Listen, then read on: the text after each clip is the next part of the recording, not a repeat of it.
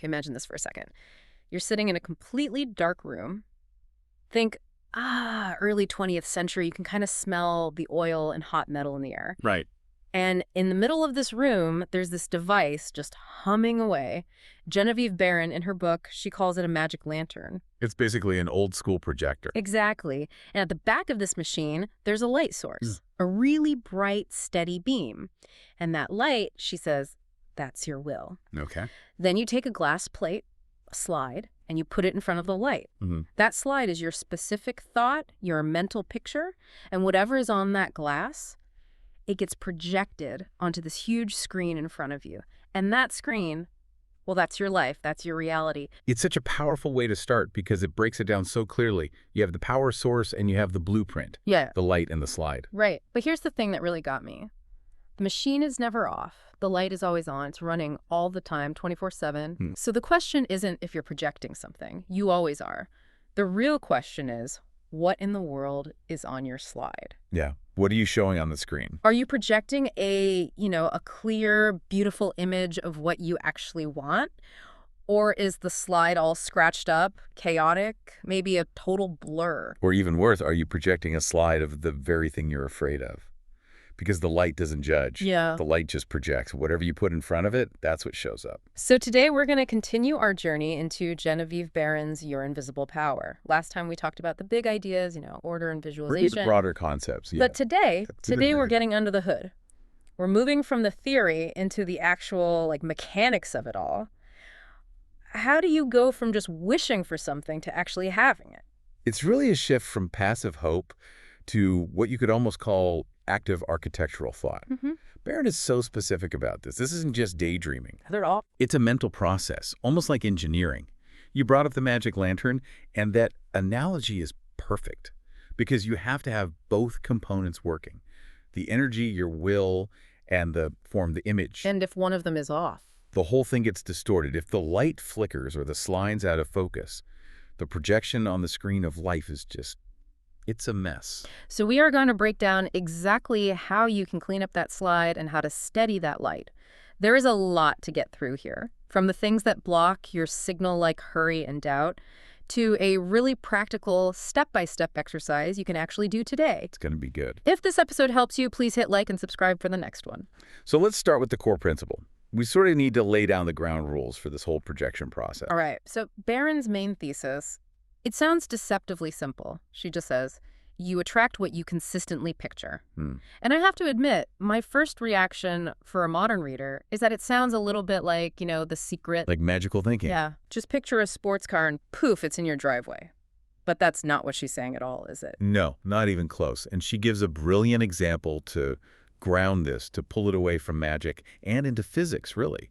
She talks about the invention of the airplane. I love this part. It just felt so logical. It is entirely logical. She points out that the laws of aerodynamics, gravity, the materials you need to build a plane, all that stuff existed since, the year one. They've always been here. Always.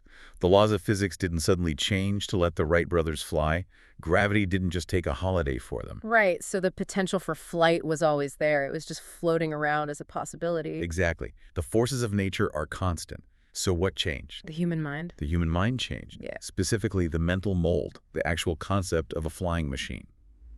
Barron says they didn't break the laws of nature, they fulfilled them.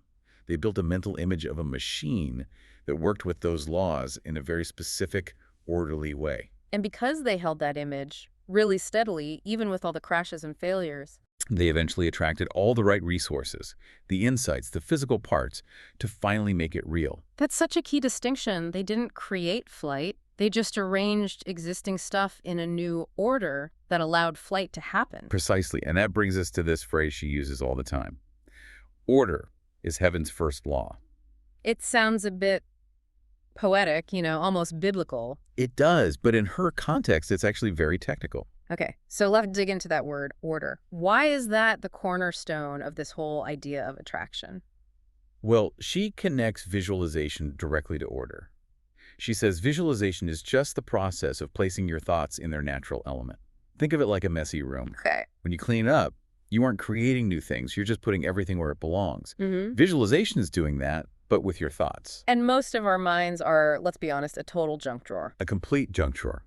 Fear is mixed in with desire, which is mixed in with doubt, and is all jumbled up with whatever we saw on the news 5 minutes ago. Right. Visualization just sorts that all out. It creates an orderly thought mold. Yeah.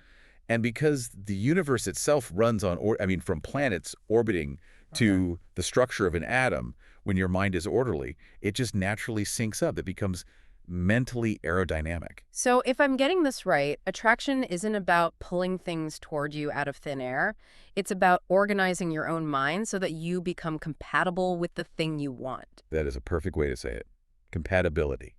You can't attract success if your mind is organized around the frequency of failure. They're just incompatible signals. Totally. Okay, so let's deconstruct this attraction mechanism. If we take away the mystical language and just look at the gears turning, what are the components? Based on the book, I see 4 main things we need to get right. Let's walk through them. Okay, first one is clarity of desire. This goes straight back to that slide in the projector. You can't project a clear image if you don't even know what's on the slide. But why is that so hard for people? Why do we default to these, fuzzy, blurry slides? Because clarity requires a decision. And decisions can feel scary. Most people say, I just want to be happy, or I want more success. That's not a slide. That's a smudge on the glass. That's a smudge, exactly. The undifferentiated substance of life, which is just a fancy way of saying raw potential, it needs a specific model to pour into. Yeah. You don't tell a builder to just build a nice building. You give them blueprints. Right, with measurements and details. You need to etch the glass. You need sharp lines. You need to know exactly what the house looks like. Okay, so once you've etched the slide, the second gear is steady attention. This is the light in the projector. The will, yeah. Barron really emphasizes that the light has to be steady.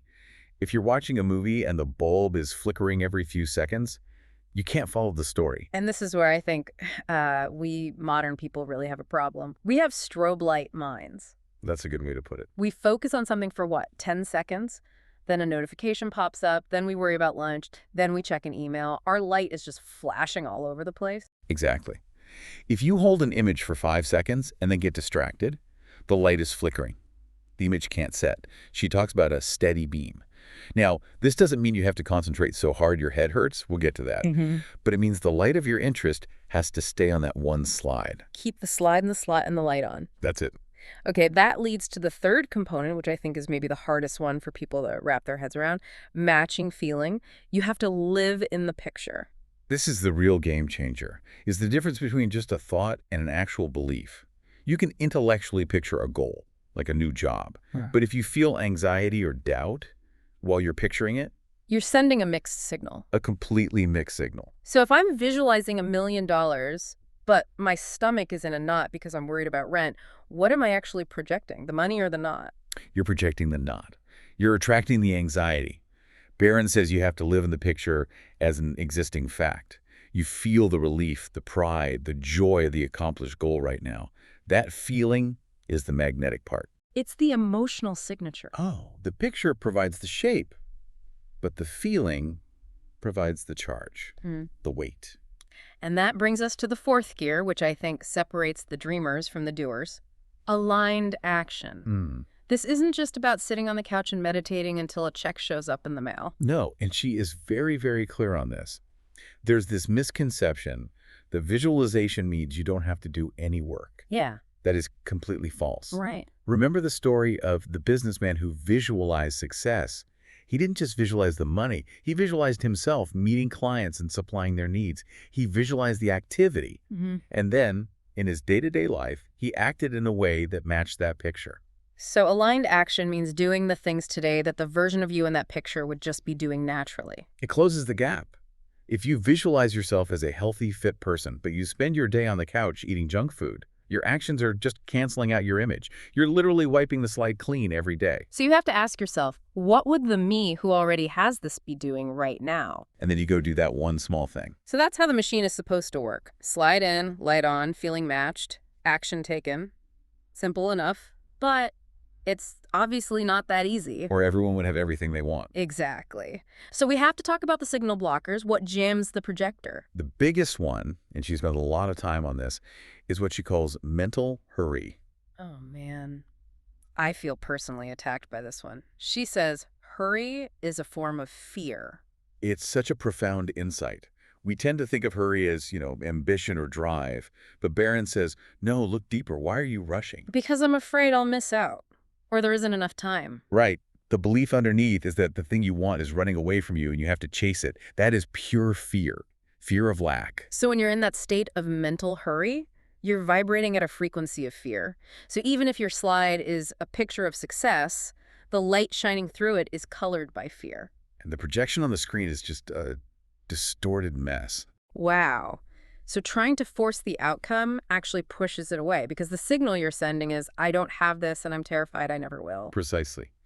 It puts cracks in the thought mold. If you're casting something in metal, you have to pour it steadily. If you rush and splash it in, you get air bubbles and flaws. Mental hurry creates those flaws in your vision. The second blocker is mixed signals, or as I call it, switching pictures all the time. Ah, the curse of inconsistency. Yeah.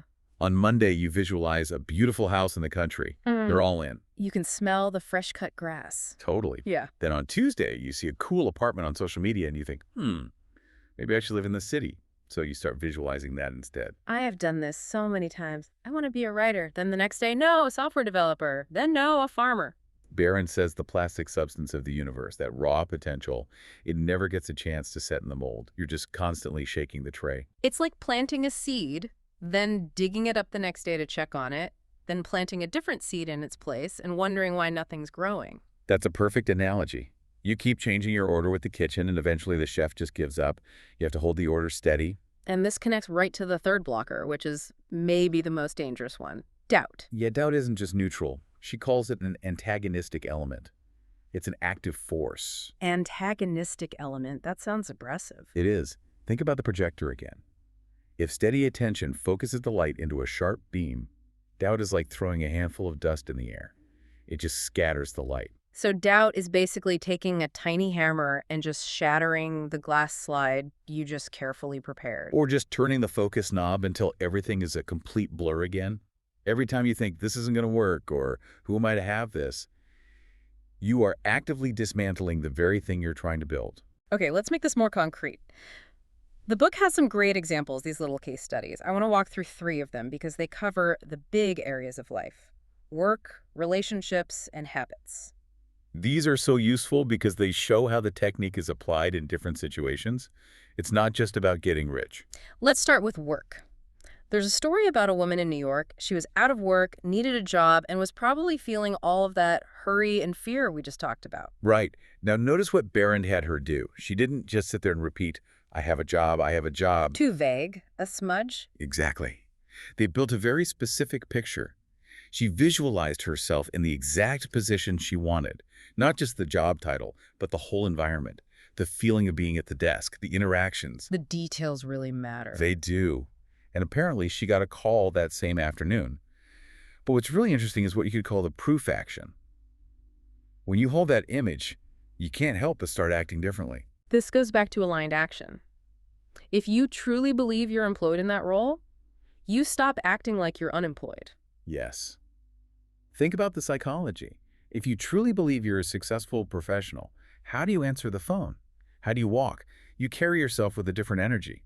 She likely answered that call with a confidence she didn't have before. She wasn't sending out a signal of, please hire me, I'm desperate. It was more like, I am a professional ready to contribute. And the world tends to respond to that signal. Okay, next up, relationships.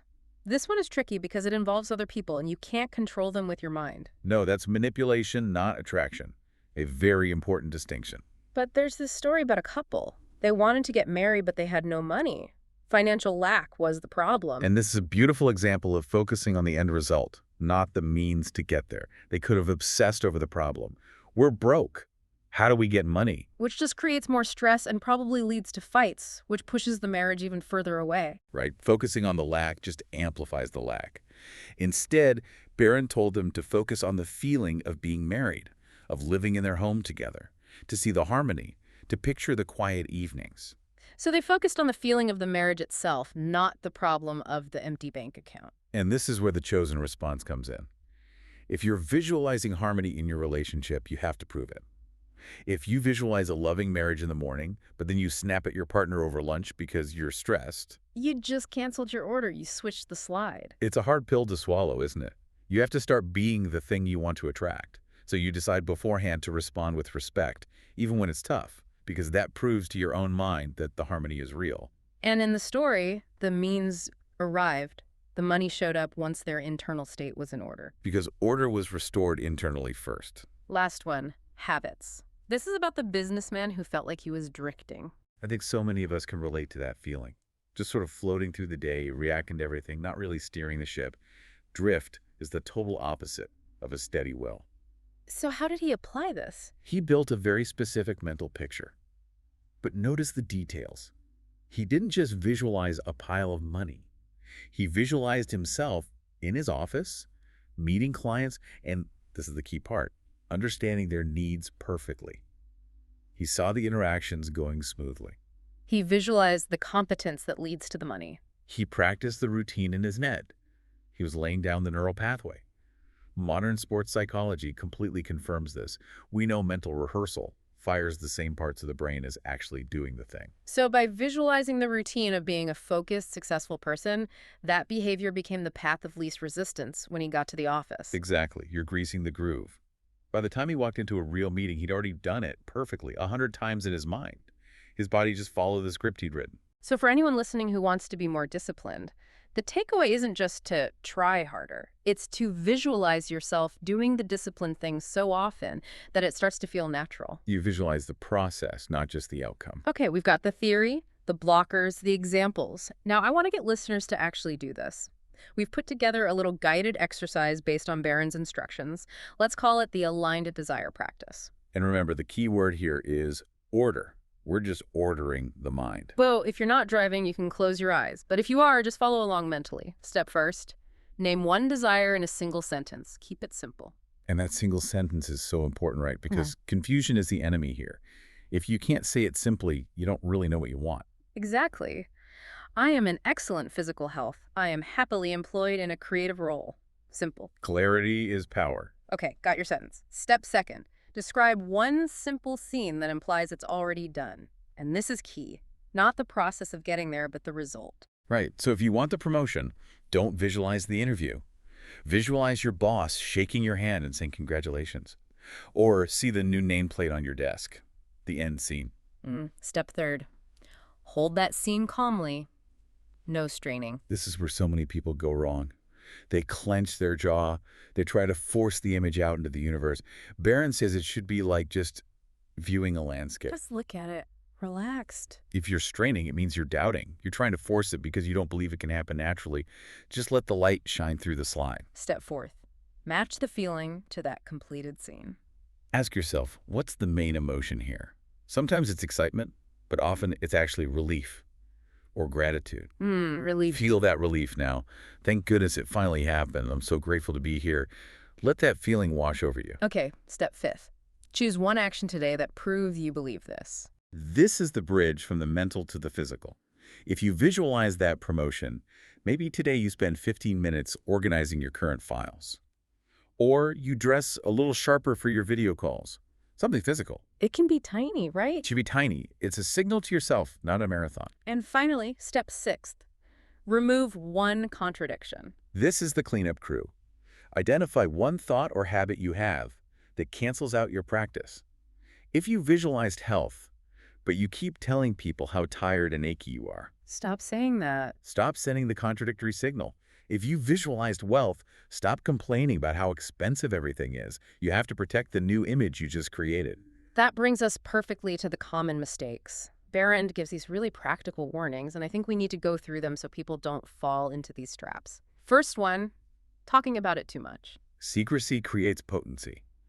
It sounds kind of mystical, but it's really just about energy conservation. Think of a steam engine. If you open all the valves, the steam just hills out. There's no pressure left to move the piston. We all know that person who talks constantly about the novel they're going to write, but they never actually write a page. Exactly. When you tell everyone your big plans, you get a little dopamine hit from their reaction, and it dissipates the drive you need to actually do the work. Keep the pressure inside the engine. Mistake number two, Wow. worrying about the how. This is classic paralysis by analysis. You have your image on the slide, but then your brain starts screaming about the how. How will I get the money? What if the economy tanks? Yeah. Barron says that's not your job. Your job is to create the mold. The creative power of the universe fills the mold. If you try to micromanage the how, you're just signaling that you don't trust the process. You're back in fear mode. Mistake number 3 is feeling like it's too material. Feeling guilty for wanting a nice car or a bigger house. She tackles this head on. She says that spirit, this creative force, it has to express itself through matter. There's no conflict. A flower is material, but it's an expression of life. A safe, comfortable home is material, but it's an expression of order and shelter. So matter is just the vehicle. It's the vehicle. Don't block your own good because of some idea that poverty is more spiritual. Poverty is just disorder. Mistake number 4, inconsistency. We touched on this. She says a faint picture held steadily is way more powerful than a vivid picture you only hold once in a while. Regularity is everything. It's like exercise. You can't go to the gym for 6 hours on a Sunday and expect to be fit for the whole year. It's the daily practice that builds the muscle. Or in this case, the neural pathway. And the final mistake she warns about, tension or straining. Visualization is a state of receiving, not forcing. If you're getting a headache, you're absolutely doing it wrong. It should feel light. Light, playful, calm. You're accepting a reality, not wrestling it into submission. Wow. We have covered a huge amount of ground. I want to make sure this all sticks. Let's do a quick recap of the key takeaways. Let's lock it in. Okay. Point first. You attract exactly what you consistently picture. Your mind is the projector. The world is the screen. If you don't like what's playing, you have to check the slide. Simple as that. Point second. Mental hurry is just fear in disguise. It distorts the image. You have to slow down to speed up. Trust that there's enough time. That's a big one. Point third. You have to see the end result as if it's an existing fact. Feel the reality of it now. Live in the feeling of the wish fulfilled. Point fourth. Your actions today must align with that picture of tomorrow. Do the small things that prove to yourself that you believe in your vision. Walk the walk. Point fifth. Don't get bogged down worrying about the specific channels, the how. Just focus on the what and let the how take care of itself. Trust the process. Point sixth. Keep your desires mostly to yourself. Keep that creative pressure inside the engine to fuel your action, not just your conversation. And finally, point seventh. Order is the first law of the universe. Visualization is simply the act of restoring order to your own mind so you can align with that natural creative flow of life. That last one really is the anchor for all of this. If you forget everything else, remember that. You're not trying to manipulate the universe. You're just getting your own internal house in order. Right, so you can participate in the flow that's already happening. Exactly. So we've talked a lot about attraction, how to create that mental mold and draw things toward you. But there's another piece of this puzzle. Once that attraction starts working, how does the thought actually solidify? How does it become a real physical thing? What is the bridge between the invisible mental form and the, hard physical object you can touch? That's the density problem, isn't it? How does a ghost thought become a brick wall? How does the invisible become visible? That's a whole other level of the mechanics. It is. And that is exactly what we are going to get into in our next discussion. We're going to explore mental form and physical form, really understanding that bridge between the unseen and the seen. I'm looking forward to that one. You won't want to miss it. Thanks for being here. If you want the full series, check the playlist and please like and subscribe so you don't miss the next episode.